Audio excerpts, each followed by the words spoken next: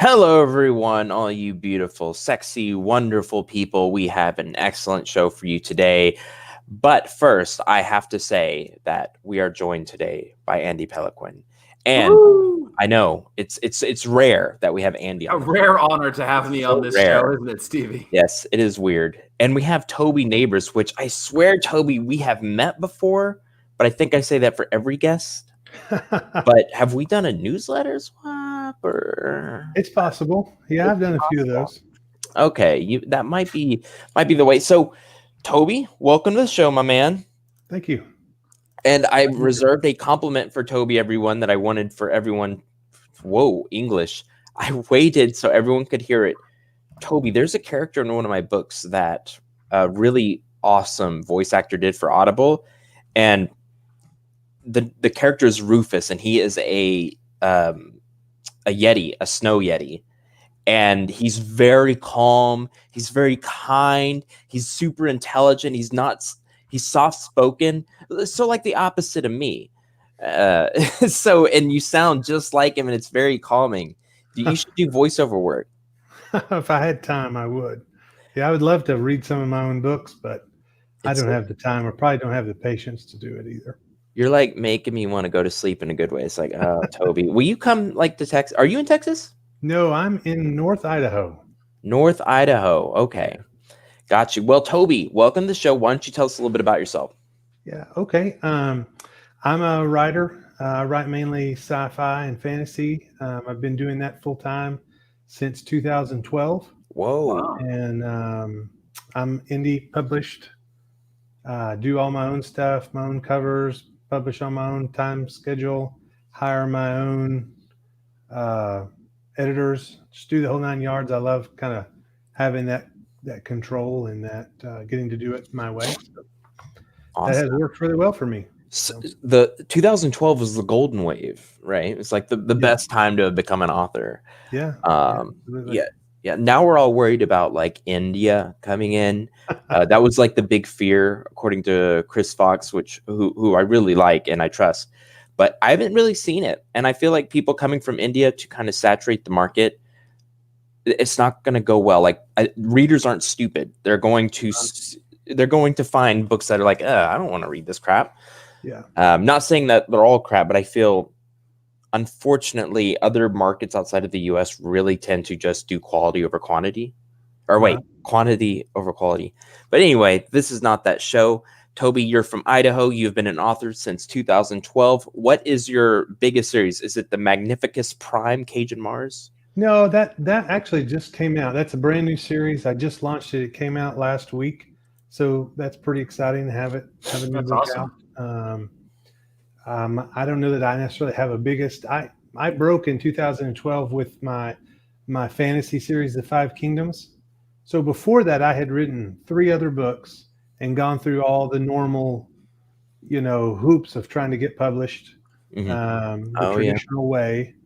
But around 2011 or so, my wife and I were talking a lot about ownership of intellectual property and what it really means to be published, and just decided to go ahead and go with and self-publish some of my stuff on Amazon. Had couldn't get my friends to buy it. Really? Sales, yeah. And then I published Wizard Rising, which was the first book in the Five Kingdoms series, which I had written just for fun, just a story about a guy who discovers he can do magic, and how fun would that be? And this was set in a fantasy world too, so I mean it's epic fantasy.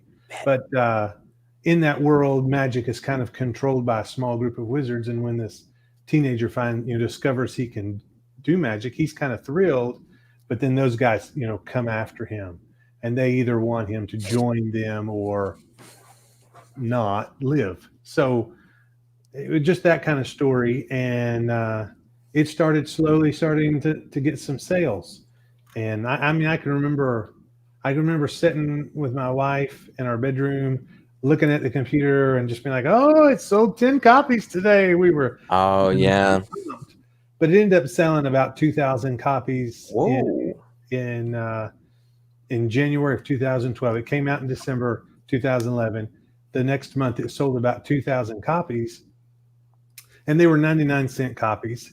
That book is still 99 cents. But the cool thing was, then people went back and read my other books, because I had 3 other books up, and those were all regular priced. And so people who liked Wizard Rising went back and bought those, and suddenly I had enough money to pay the bills.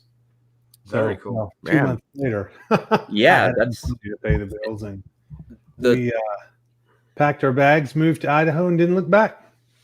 why Idaho? Well, a lot of reasons. We wanted to be in the mountains. We're up here in the northern Rockies. Just love the mountains so much. But we also wanted to be in a place that had great homeschool laws. We homeschool our kids, and nice winters.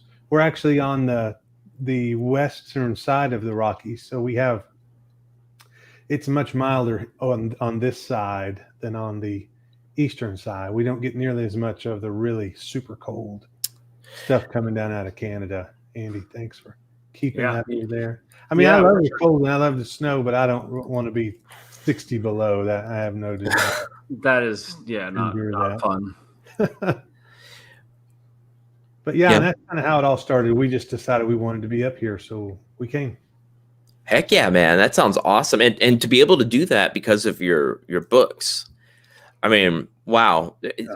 There was a time before 2012, right, where that was just almost impossible. Even for like trad pub people, it was just you were either big and you made a lot of money, or you were. I feel like there was no in between, but now there is. I'm kind of interested, before we move off of this topic. Sure. Will trad publishers try to open their doors a little bit more and accept more people rather than being so picky, or will that ruin them? I don't know. It's just kind of interesting. Are they going to try to create their own Amazon? I've had all these crazy ideas, but I'm always wondering what the next big thing is. So, oh, wait, hold on. I put it on YouTube and it like started talking in my ear. So guys, today we have an awesome video for you guys today, or episode where we're going to talk about how to find your purpose in life. I have zero clue about this. I love this topic. We're going to have fun. And Toby, I want to ask you how we got this topic. But before that, we got to talk about something cool that's happened to us recently. Okay. Toby. Okay. Oh, you're asking me something happened to me? Yeah, did we not warn you? Yeah, I got the memo. Okay, I just didn't realize that was you were leading right into it. I don't know. Something cool that's happened to me recently, other than publishing books. I don't do a whole lot of stuff other than write books and publish books. You don't fight off bears in Idaho? Are there bears in Idaho? Since COVID has hit, I mean, we just rarely leave the house. My wife and I both work from home. Our kids are home, and we just, we have the groceries delivered and just don't get out a whole lot. So yeah, the biggest thing that's happened to me recently is just the new book that came out, and getting to talk about that. It's kind of a cool story. I pulled in some Egyptology stuff into this book. I mean, the premise is basically they've discovered a new world and they're going to colonize it, and the story centers around sort of the first group that goes to sort of prep and find the colony site, and they stumble upon a pyramid, and the main character, Blake Cage, is sort of a history buff and knows about it, and it's actually an exact replica of Khufu's pyramid on the Giza Plateau, the big one. Okay. I love pyramid stuff. So then it just opens up all those questions, and the idea behind that is just, if people have talked for a long time about how the ancient Egyptians could have built those pyramids, and I don't get into all that a whole lot, but the cool thing is that, what if it was built by someone else, and they actually built them in other places too, right, to mark their territory. And so anyway, it just goes all into that, but I get excited about. I like that stuff too. And isn't it like that technology of the pyramids? is like on the opposite side of the world and it happened at the same time. I've heard stuff like that too. I'm not the best. Can we call those conspiracies or sure, whatever, or myths or whatever? But Toby, I love stuff like. Do you have booby traps? I haven't gotten into that. No. Gotta do booby traps. Actually, what I did is, are you familiar with that particular pyramid? You know that there's a chamber underneath that pyramid that was unfinished, and no one knows why it was unfinished, right? Ooh. And so what I did was I took that and I ran with that idea that something happened. I don't want to give too much away, but something happened. And when they go in, it's an exact replica. So the gallery's there, and the king's chamber's there, and the queen's chamber's there, and the subterranean chamber is there. But when they go into the subterranean chamber, it wakes up. So it's a little bit different, and it's a little bit out there, but it ties in all that stuff: the ancient aliens, the conspiracy theories, the questions. It was just a fun way to bring the aliens into the story, and so I'm having a lot of fun with it. Yeah. Heck yeah, man! I love that. I did not know about the hidden room, or not hidden, but was it hidden? It was. Well, it was. The whole pyramid was sealed up for hundreds of years, and then gravediggers got in there, and they actually found that it had been sealed from, and there's lots of questions. Why was it sealed up? Was it because there was no. They've never found any kind of burial stuff that you think of when you think of, the pharaohs being buried. It's, consensus is that that's why the pyramid was built. It was Khufu's burial pyramid, but they've never found anything in there. There's no markings. There's no hieroglyphics. There were no treasures there. And recently they've done some scientific stuff where they shoot some kind of beams into the thing and bounce them around to try to see if there's other things. And there's some hidden vaults in there that they have not opened yet. Oh, you know what that reminds me of is in that Alien movie. It's supposed to be the one before all of them. I want to say not Star. I mean Alien with the xenomorphs with Daisy Ridley. The first one, I want to say Plantain. It's not it. It's Prometheus. Prometheus. It's kind of like that red ball that the engineer sends out and it goes. Honestly, that creeped me out for some reason. Like, and then it's like something's moving. You're like, oh shit! Oh no! People hated Prometheus. I liked it. I thought it was fun. Yeah, we all just wanted another Aliens. I think we did, and I would have liked that, but I like the ambiguous ending, kind of. Man, I want to give something away about the movie, but I don't want to do that to people. But Toby, man, that's freaking awesome. And real quick, I just want to congratulate you on this freaking awesome cover called the Loric Trilogy. Dude, that cover. I want that tattooed on my body. I do. I love Andy, look it up, man. The contrasting colors.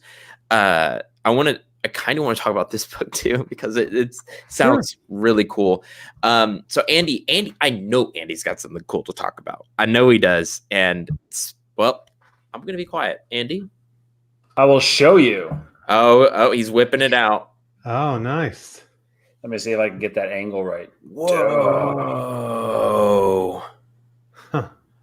Dude, they did a good job, man. They did an amazing job. Wow. Are those wings, are those dragons, bats? Yeah, they're dragon wings. Nice. And so I don't know if you can see it right there. It's inverted, but that's the three-headed Cerberus. Wow. And then this is the motto of the Silver Guard.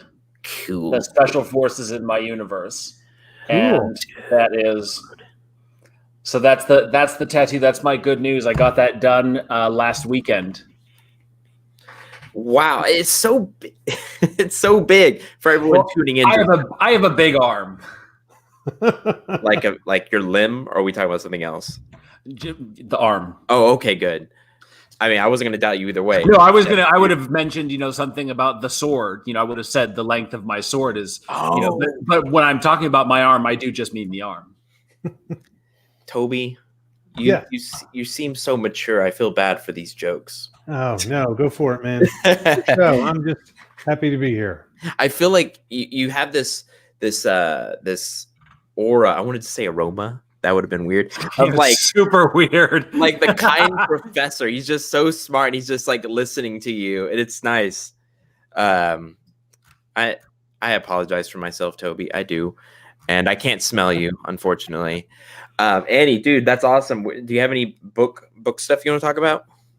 Yeah, I should be finished with the rough draft of book 11 of 12 by probably this weekend. I might have to put in a little bit of extra work on Saturday, but I just killed off a main character. Ooh. Fair warning to everybody.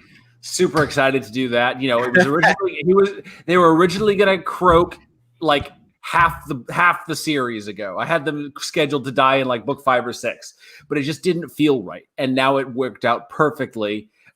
For them to die off in book 11. It really sets up the book 12, which is the big climactic ending and stuff. So I'm excited to get that one done. And if I can actually finish book 11, like the rough draft by this week, it means I'll have the first draft done next week. And then I have 2 whole months to write book 12, which is amazing because it means that I can actually get into the Christmas vacations before, I'm not writing up to the last moment. Yeah. Which is huge for me. Well, it's for new. You then, writer to writer, 12 books in the series did you plan to do 12 right from the get-go? Yeah, so the way I did it is I basically created this character. I actually have the laundry list. So it's a paraplegic, recovering drug addict, former special ops sniper turned government hitman, right? So it's sort of a mouthful. But I basically decided, okay, what are all the cool matchups I can throw against him? He's got an AI in his head, so I had to throw him up against an enemy AI. He's paraplegic, so I had to throw him up against someone else who had, sort of cybernetic limbs to replace, injuries. And so basically I did all these matchups and figured out that I needed 12 of them. So I basically just structured the story around doing that. Wow. Do your sales hold steady all the way through 12 books? Because in my experience, after the 4th or 5th book, things kind of start to dwindle a little bit. Has that been your experience? So because some of them have been out longer, you're seeing fewer sales, but I think that it's held pretty steady, not a huge drop off, because by the time someone's read all the way to say book 5 or 6, they're sucked in because it's the same character's point of view. It's the same, it's a really tight story focused around him and the people around him. So it's not, it's not this big epic thing where, oh, right, I remember that character from 2 books ago. What did they do again? Like it's everything is really focused. So once you're that far in, you're kind of in. Yeah. Yeah. And it's fun because I get to throw things like book 6 was sniper versus sniper. And I've never seen that done in any book. I've seen, enemy at the gates kind of thing, but I've never seen it done in a book. So being able to do it was so much fun. And then book 7, which just came out last week, is him versus an entire organization of assassins. And that was sort of my way of making fun of the whole superhero genre, because I basically gave all these assassins ridiculous code names. like some of them, the ones who were supposed to be badass had sort of badass code names. There was Gunslinger, there was Ronin, there was stuff like that. But then I came up with just the most ridiculous ones, like sort of I feel like the sort of superhero names you'd hear in, what's that show that you love, Stevie, the anime? Oh, My Hero Academia? Right. Just the sort of ridiculous names they'd come up, or the sort of names that you would find on One Punch Man. And I just had so much fun. Everybody who's read it knows just how ridiculous some of these names sound. And it's honestly the part that I've loved the most of that whole book. That is a really good idea. So is it pretty obvious that you're doing that, though? You know what I mean? I feel like anybody who's read enough of my stuff to get all the way to book 7 of the Cerberus will totally understand my sort of tongue-in-cheek way of doing it, because it's like some of the names are ridiculous. I can't think of them offhand, but they're just stupid because it's kind of fun. And the characters, they actually make fun of it. They're like, what kind of a dumbass code name is, like, one of them is Fire Demon, right? What kind of a stupid name is Fire Demon? Turns out that he's actually a bad guy, but going up against someone named Fire Demon, who would name themselves that? You know, so all kinds of fun stuff with that. It was a really fun book to write. And then one of the characters, like that was probably one of her best books in the sense that she basically just she has no like filter. So she just says whatever, whenever, and any chance she gets to be super snarky, and not like, you know, the urban fantasy kind of snarky, but like she's a soldier. So she is just that absolutely, what is it called? Irreverent kind of humor that I absolutely love. Like one of her first jokes is to just poke fun at him because he's in a wheelchair, you know, as a paraplegic. It's like, what, are you going to get up and kick my ass? You know, and it's not malicious. So it's really, really fun. Oh yes, absolutely. So I have a character introduced in the very first book. His name is Jonas Alex, and he is a pompous windbag, and he sounds exactly like the person who you think I'm talking about. And so he shows up every couple of books, and every time it's just another one of those rants like you see on YouTube. And so like Regine was saying, once you see that kind of humor, you kind of understand what I'm doing with the series. Yeah. Cool. That's awesome, man. Yeah. Stevie, what's your cool news? Dude, I've got two, actually. Man, really big news. Good news and bad news for one of them. Let's start there. I got the cover back for Ninja and Fox. Very good news. Super awesome. And I'm going to show it to you guys. But I see it as unusable, unfortunately. It's free. I mean, it's not free. It cost me nearly $450, $500. But I paid for what I got because she works for Shonen Jump. But I love it. I'm excited to put it on my wall, but it's dark. And I'm going to have to send it to like a Photoshop expert, see if they can fix it, because you can't see the character from the background, especially as a thumbnail. And as a business, in a business, you have to really have that product picture. Right, Toby? Yeah. You don't want to see some black smudge, but it's still cool. Super grateful for it. I'm going to try to fix it, and I still want to use it, since it is a free product anyway, for fun. Let's see it. All right, man.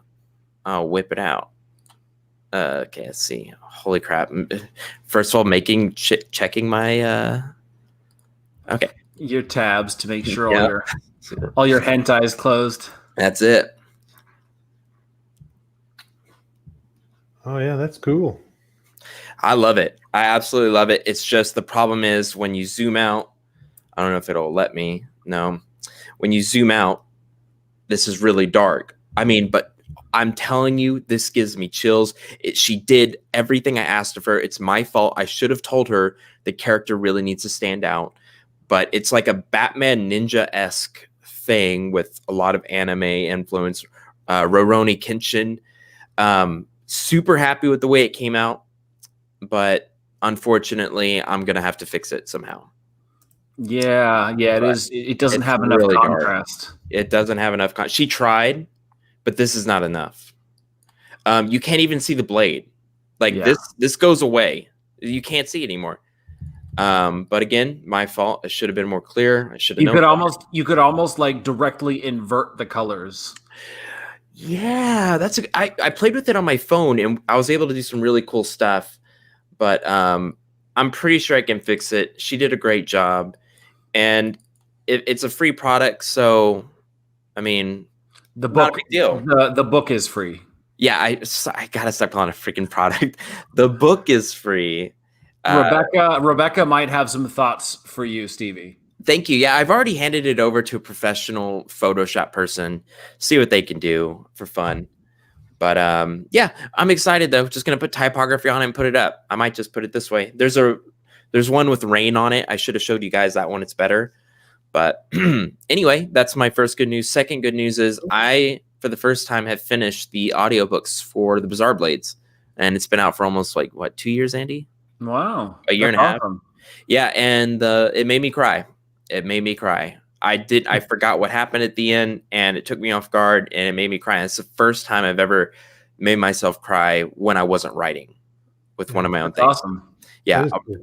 Thank you. I heard a lot of mistakes, stuff that I've grown out of, like he blinked his eyes. You don't have to say he blinked his eyes. You just say he blinked, and then I use the word blink too much, stuff like that. But take it for what it is. It was a beautiful story. I'm going to say it. I highly recommend my series. So go check it out on Audible. You got to listen to it because Kevin, he just got me. So that's all my good news. Very cool. Yes. Thank you. All right, let's get right into the thing. He says right into it 25 minutes into the show. Yeah, I know. We get excited though here on the Fantasy Fiends podcast. We do. So Toby, real quick, the Loric series, could you just it's probably not even what we're talking about today, but it looks so freaking cool. Yeah, Loric was I grew up reading Conan. I don't know if you guys did that or not. Andy loves it. Yeah. Listening to the audiobooks. I've actually never read the books. I've just listened to all of the audiobooks. Oh, really? I actually read.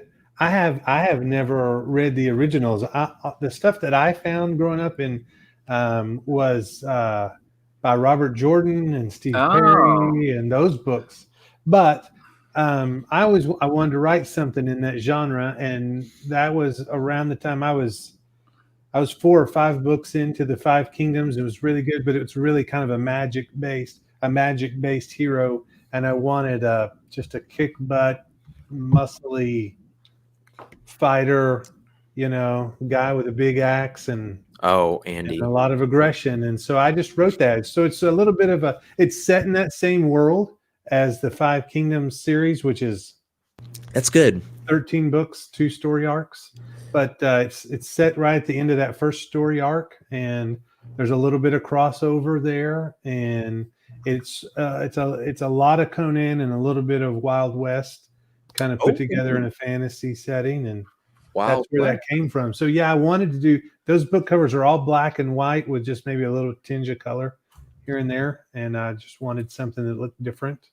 And my wife does all my book covers. I usually find the graphics and the artwork, and she puts it all together and does all the Photoshop stuff. And I said, this is what I wanted, and she cranked it out. She did that one.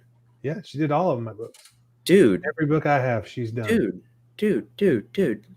This is your kid. Dude, it's awesome. It's so cool. Usually when people say they did their own covers, it looks not good. But these are awesome. Loric really took my really caught my attention, the contrasting colors. But today we're going to be talking about how to find your purpose. And Toby, I got to ask you, how did you come up with this theme? Well, it's important to me and in my life. I grew up in a traditional home, and was really encouraged to get, a job and security and all those kinds of things.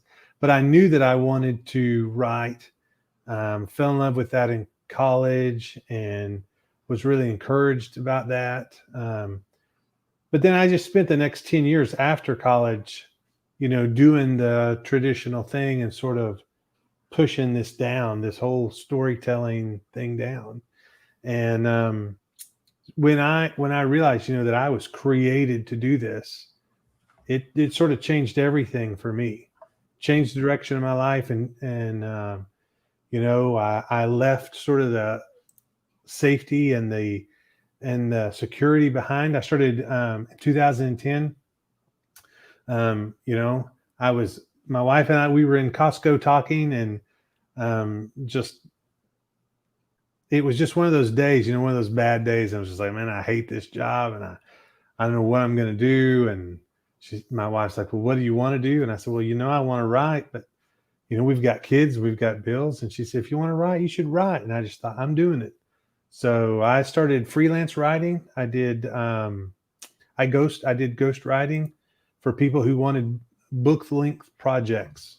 And I did that for 2 years until Wizard Rising took off, and I was able to start writing my stuff full time, and did that in around April of 2012, and haven't looked back. But always inevitably in all of my stories, the main character usually finds themselves in sort of that same situation where they have a lot of expectations, and they're trying to figure out how they juggle this to become a man or to become an adult or whatever, or they get suddenly unknowingly thrust into something and just discover that they were made for it. Like, this is amazing. So let me give you for instance. Loric is the main character of that trilogy, and he's a teamster, and he lives in a swamp, and his job is moving rice out of that swamp. He carries it out of the swamp. He knows the ways through the swamp and that kind of thing. And he's done that for years and years and years, but he's really unhappy. And he, through, you know, a chain of events that are totally outside of his control, he ends up, you know, being sort of a hero and leading the resistance against some evil things that are going on. And he discovers, you know, this is what I was made to do. You know, I mean, yeah, my family and the expectation was that I would carry on the family business or whatever, but this is what I'm made to do. Same thing in the new story with Blake and Felicity. The idea in Magnificus Prime is that they join the colonial militia because they are just desperate to get away from an overcrowded Earth where they don't really have, everything's government controlled and they don't really have a say. But once they get there and they're doing it, they kind of discover, man, I love this life. I'm, you know, being in the they call it the MCM, and their recon platoon, they just discover they love doing this. So those kinds of things always sort of find their way into my stories. People just discovering what their purpose is, something that they love, something that's beyond just duty or expectation and more of a calling. Yeah. It's interesting to think about that everybody does have a purpose, or I wouldn't say that. It may be a bit far to say that everybody has a purpose. That may be a little bit too, you know, religiously driven or whatever, or philosophical. But like for me, when I discovered writing, it absolutely gave me a direction in my life, in the sense that I knew that what I wanted to do, or I knew that was what I wanted to do. I don't think I'm ever going to reinvent the wheel when it comes to telling stories. I'm never going to be the next Brandon Sanderson or the next, you know, Robert Howard, or, you know, any of these guys or girls who have just totally shattered the norms. Right. But like when I discovered sort of what my purpose in writing is, and that is to understand these characters, to get insight into people who I'm not familiar with, and then translate these characters onto a page so that other people can understand them. Like writing this character that I'm working on now in the Cerberus series, drug addiction. I have zero experience with that,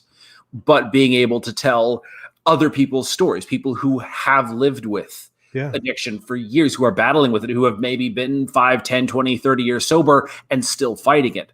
Being able to translate their experiences onto a page and making them relatable for other people, because I've got to learn all about these things. So if I can make it interesting enough for me to want to write about it, then when someone reads it, it'll be like, oh, that's an interesting insight into someone who I'd never understood before, and probably would never have understood before. So that is, I feel, my purpose as a writer. Obviously, it's to blow shit up and make badass battle scenes and rip readers' hearts out with, you know, the way that I kill off their favorite characters in brutal ways.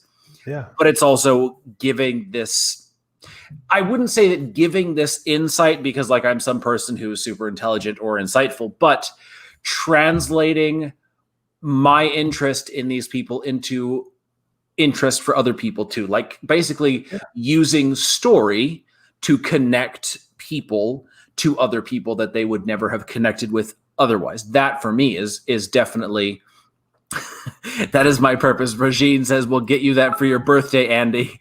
Heroin, the gift that keeps giving forever. You know what? I have definitely, I think I've gotten past the age where, you know, drug addiction is something that I'm interested in. So thank you. But instead I will take cash donations for my birthday next month. But it is interesting to think about that because, you know, recently sales have, you know, dropped off, or it's been, you know, with everything going on, the whole pandemic, things have been difficult. And so I've had to actually look at it and say, okay, you know, is this the right thing for me? Is this the right career for me, for my family and all of that? And I can sort of get up every day knowing that is my purpose in life, is to do this very specific aspect. Writing is what allows me to do that. If I found another way to do that, maybe that would be my purpose, or that would be a better way to accomplish my purpose. But writing is the thing that makes me feel like I've found the thing that I need to do. And so it's interesting because, like, you take Stevie, for example, when he comes back, he might be able to tell us a little bit about it, but he has so many different businesses. Like he does so many different things. He's a writer, but he also does, he runs his company with his dad, right? Or his dad's company with him, right? He does marketing. He does, he does the self-help stuff. He does life coaching. He does so much. So it's kind of interesting to think, what is Stevie's purpose? And I'm going to ask him that when he comes on, but well, I don't necessarily think that everybody has just one thing. That is I think that everybody has at least one thing, something that you love, something that maybe no one else in your family has any interest in whatsoever. Those kinds of things, but those kinds of things that just make us light up inside. Yeah. And those are the kinds of things that I want. I'm a very character-driven storyteller. Those are the kinds of things that inevitably my characters sort of discover about themselves through the crazy whatever that they're going through. And it's not always pretty, and it's not always needed, and it's certainly not overbearing. It's just, that's one of the themes that I find myself coming back to over and over, sort of as I write all kinds of different stories. Now, let me ask you this. So you have found your purpose. Sure. It seems, right? Your wife, as a life coach, she helps people find their purpose. Sometimes, yeah. Or the way to accomplish whatever goal they're setting out to do. Sure. Did she help you? And if so, how? I would love to hear about how she helped you find your purpose, or how helped you realize that you had found your purpose. Because you said you had fallen in love with writing from a young age, and then had a traditional job. Yeah. So then, what was her involvement in helping you make the transition from traditional job to the guy you are now, the Toby Neighbors you are now, who is super fulfilled? Well, in a lot of ways, number one, she always believed in me, so she gave me permission to do that, for us to be dirt poor and try something crazy, which, was the hardest thing we ever did. But, she has helped me more than anything to see that there's nothing that I can't do if we really work at it. Like indie publishing, when I got into that, it was still very sort of taboo thing to do. I mean, it was changing. Everything was changing in 2000, the early 2000 teens there. But, for a lot of the number one advice you heard from published authors was, don't self-publish, because if you ever want to have a publisher pick you up, if they find out you've self-published, they won't do it. That was a very sort of prevalent thing in 2010, 2011. And there was a lot of animosity between, traditionally published and indie published. And it was kind of silly, but at the same time, it was very real. But we worked through all that stuff together. And we grew through a lot of that stuff together. We both sort of discovered the sort of people-pleasing things that were holding us back, and walked through that together. And then on top of all that, she's, like I said, she does all my book covers. So she's not only like behind the scenes saying, hey, you can do this kind of stuff, but she's saying, I'll help you do it. And, I'll get under this load with you and walk the mile with you, and we'll do it together. And that's what we've done. So that is probably the best thing that any spouse can do. Like I've had this conversation with my wife a lot. She has offered advice that's been super helpful that I've taken. She's offered advice that I've completely ignored because it's totally off base. But just the support, the days where it's, it's like you're having a shitty day because the chapter you're working on is difficult. I'm sorry, you're having just that sort of back, knowing that they have your back, even if they don't understand everything that goes into it. Yeah. That right there is probably one of the best things that any spouse of a writer or any kind of artist or creator could probably ever do. Yeah, absolutely. Yeah. And my wife does a lot of stuff with, changing the way that you think changes the way that you feel. That our feelings come from our thoughts, not from the situation that's going on. Mm-hmm. So, like you said, if sales are low, they don't turn out the way I expect. I don't hit a whatever bestseller list or whatever. That I can think about that in a lot of different ways. I can think, oh, it's a failure, or I can think, oh, it just hasn't found its audience yet, or I can think, oh man, it's ahead of its time, or whatever. But I get to choose what I think about it, and what I think about it affects the way I feel, and the way I feel affects how I act. So she does help me quite a bit with stuff like that.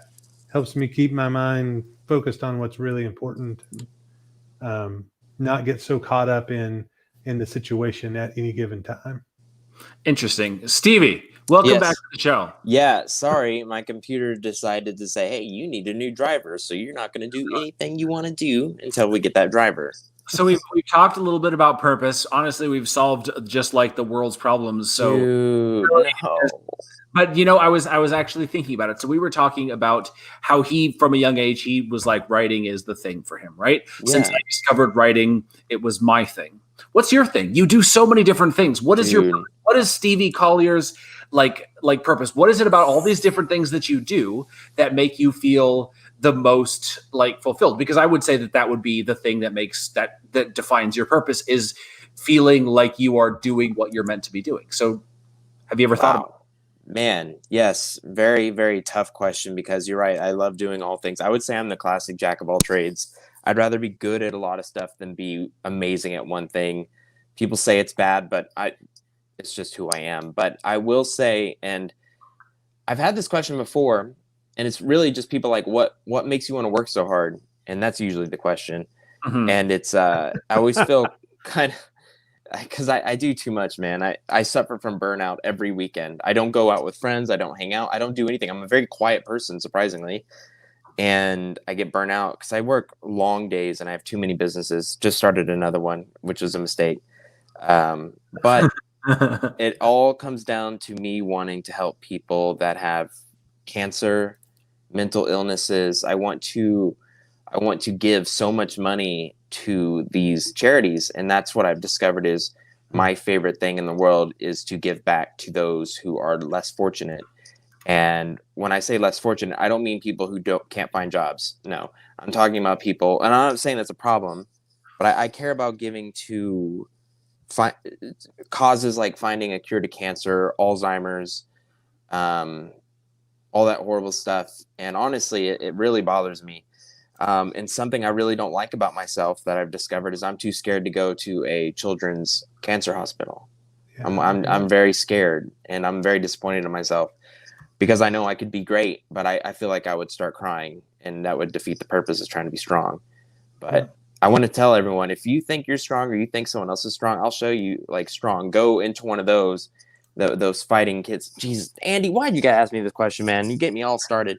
But I don't like answering the question because I feel like it makes me pompous and that, oh, I'm just saying it to say it. No, I'm actually pretty quiet about it, but that's my favorite thing to do. Yeah. No, that's absolutely valid. But it's a little selfish because I do enjoy hearing from the people that I'm helping that, wow, you help so much. Yeah, there is that element to it. I'm not going to lie about that.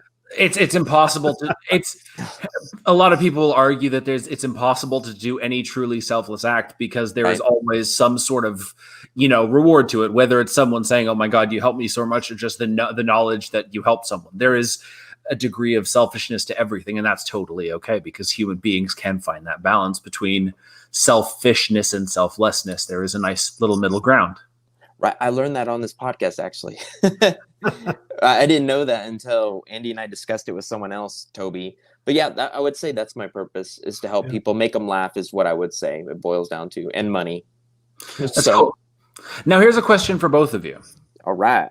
Okay, so Toby, you said you fell in love with writing at a young age. So in a way, your purpose was kind of laid out for you, right? Not laid out for you, but you could kind of feel it. Yeah. I wouldn't necessarily say that I found that I always knew, right? I kind of started writing and then realized that it was my purpose. So in a way, you could almost say that I made it my purpose. I sort of leaned into it. Now, how does that? Do you think that happens for some people where they make their own purpose, or where they discover that there is some element to it that they like, and then they kind of go full hog, and then they find that it is actually their purpose? Or it's like, is it something that is already there for everybody, and we just have to discover it? Oh, I think that's a great question. I think it's important to think that we were all created with a purpose. But for some of us, we have to search for it. For me, it was really easy. For my wife, it was really hard.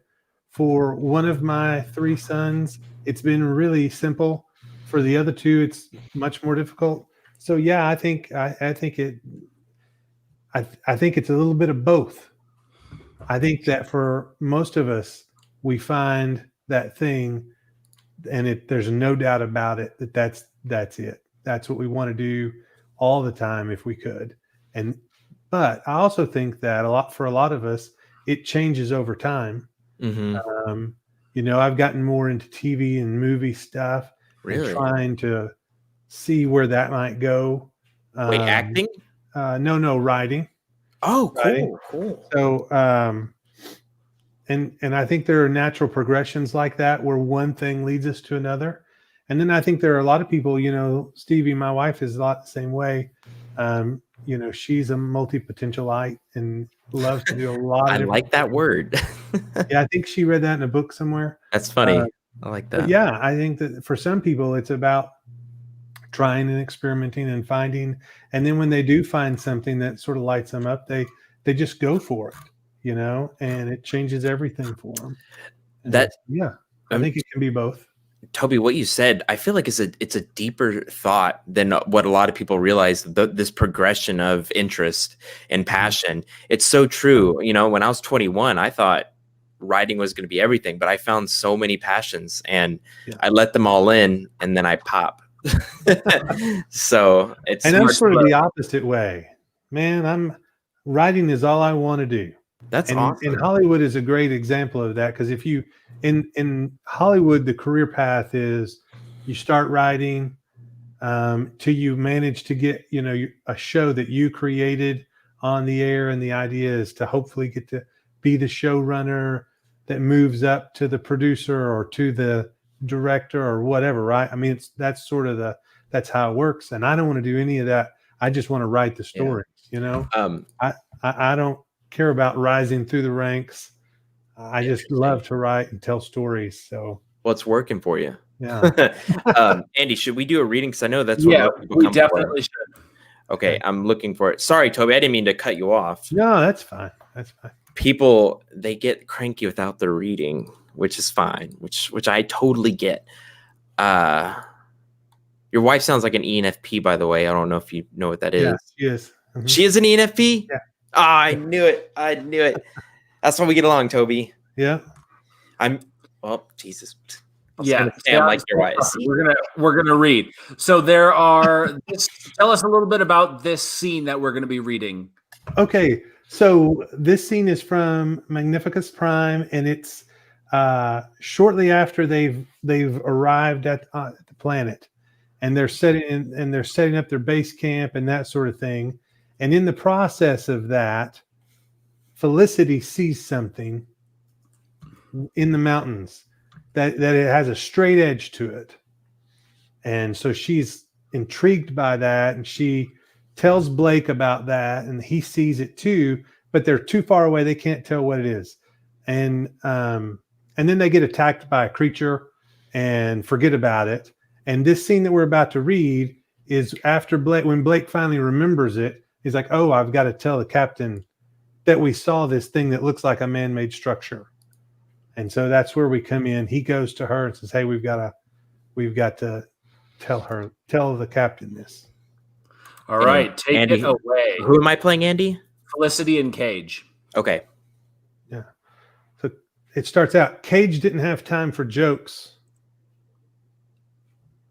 Stevie, you're Cage.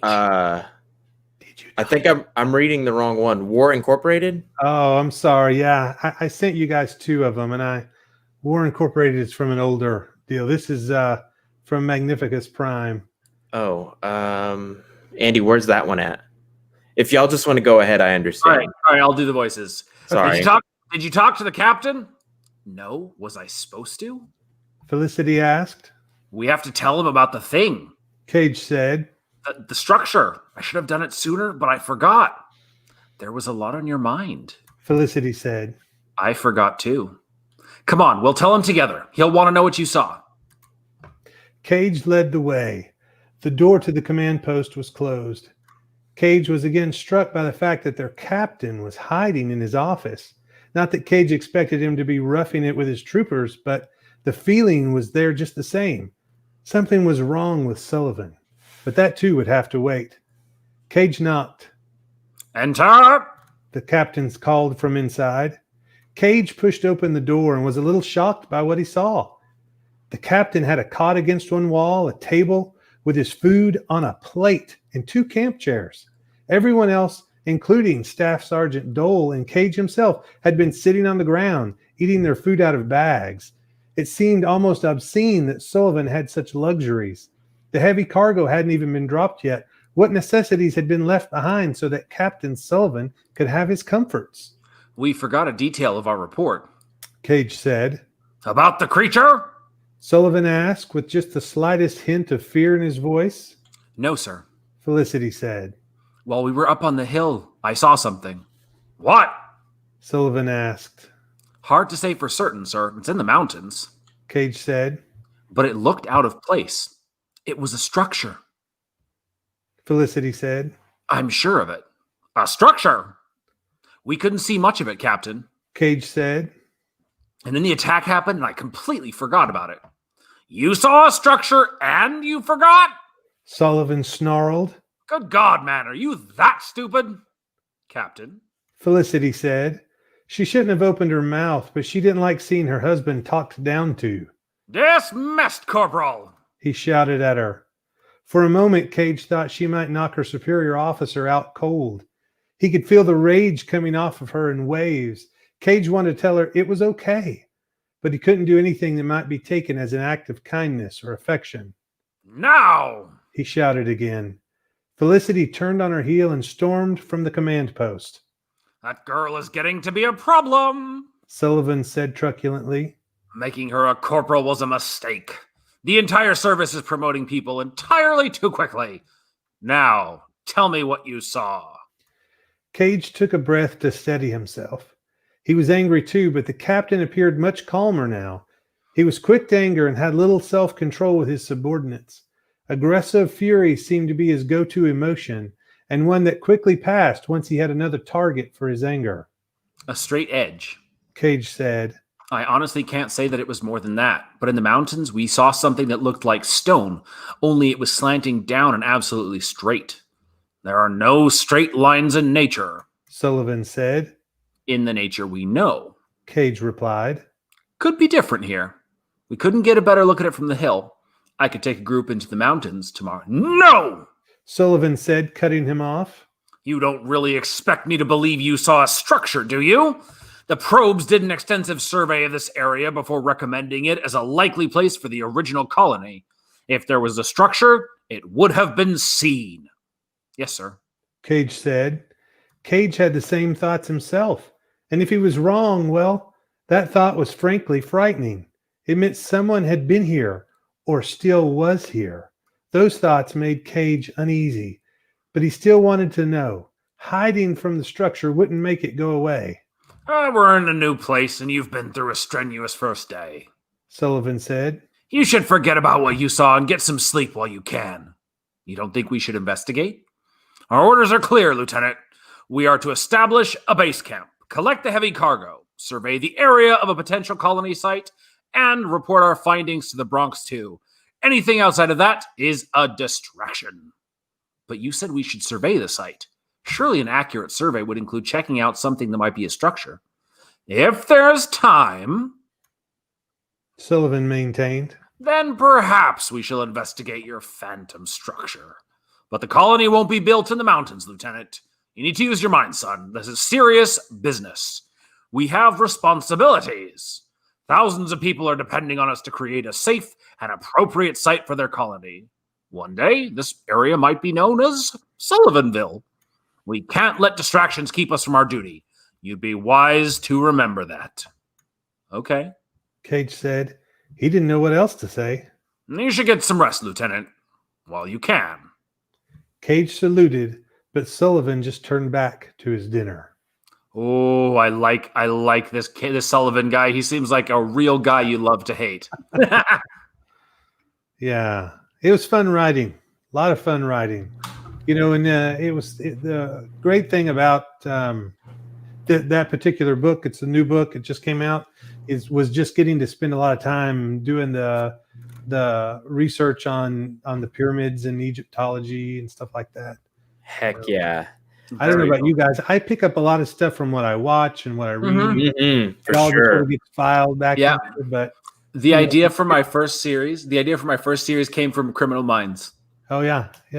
But when you get to the writing, you have to go and get all the little nitty-gritty details right, and that was a lot of fun.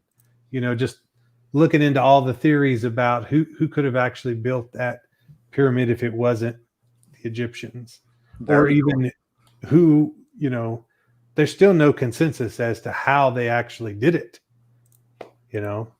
Some people say they built canals around the pyramid and floated the blocks in. Other people said that they were pulled on sleds and that they discovered. I don't know if you guys had heard this, but they have some pictures. Regina, I'm from Arkansas originally, so Arkansas, Texas accent there. That's what why I asked where you were, where you're from. But they found hieroglyphics that showed slaves pulling one of the big statues, and there were other slaves with kegs of water, pouring water on the sand in front of them. And so some scientists did some tests and found out that a certain amount of water on the sand made it more cut down on the friction by so much and allowed them to be able to pull stuff. So there's all these different theories about that, within the reputable research. And then you can go outside of that and there's all kinds of other theories about how it got built. So it was just fun to get to dive into all that stuff. I had a lot of fun. Cool. That's awesome. Well, we are coming to the end of our time. So as I warned you, Toby, before the show, at the end, we like to ask our guests a question. And the question is, get ready for this. What do you think are 2 vital habits or traits for a successful human? Not a successful writer, but a successful human being. Yeah, that's a great question. I would say, to find something that you love to do, because if you don't enjoy what you're doing, things get pretty miserable pretty fast. And the second thing would just be to treat other people the way you want to be treated. I don't think you can go wrong doing that. I like it. Very, nice. very solid answers. Last but not least, Toby, where can people find you and your books? Yeah, I'm pretty easy to find. You can just Google my name, or you can go to tobyneighbors.com, and I have links to all my books. Obviously, Amazon is the easy way to find me. Just go on Amazon, Toby Neighbors, and my stuff will come up. I have over 60 books, so there's a lot of stuff that will obviously pop up from that. But yeah, pretty easy. Very cool. Very thank you so much for joining us. And Instagram, and it's both Toby Neighbors author. Brilliant. Yeah. Perfect. Well, thank you so much for joining us. This was a really, really interesting conversation. Great. Well, thanks for having me on, guys. I had a good time. That's awesome. Problem, man. Andy, you want to close it out today? You know what? I will. I feel like I'm running this show. You're ready. You're ready. I know. I feel bad. Dang, it's been 164 episodes. I'm ready to close the show. It's been that much. Yeah. This is episode 164. Pretty cool. Anyways, that is the end of tonight's show. Join us on Monday night on Twitch for another episode of Deranged and Questing, the Necromancer's Idiot Apprentice. We will be... what are we doing? Okay, we killed the bad guy. Oh, yes, last episode was awesome. We killed the bad guy who had the gold yarn cloth that had been stolen from Grax's homeland. And tonight on Monday, we're going to be invading the goblins' the passage into the goblins' underground kingdom. And so we're not sure who's going to lead us the right way or who's going to lead us into a trap. But whatever happens, goblins shall be slain. So that will be That will be Monday night at 6 p.m. Pacific time. Be there at Deranged and Questing D&D. Until next week on the Fantasy Fiends podcast, good night. Good night.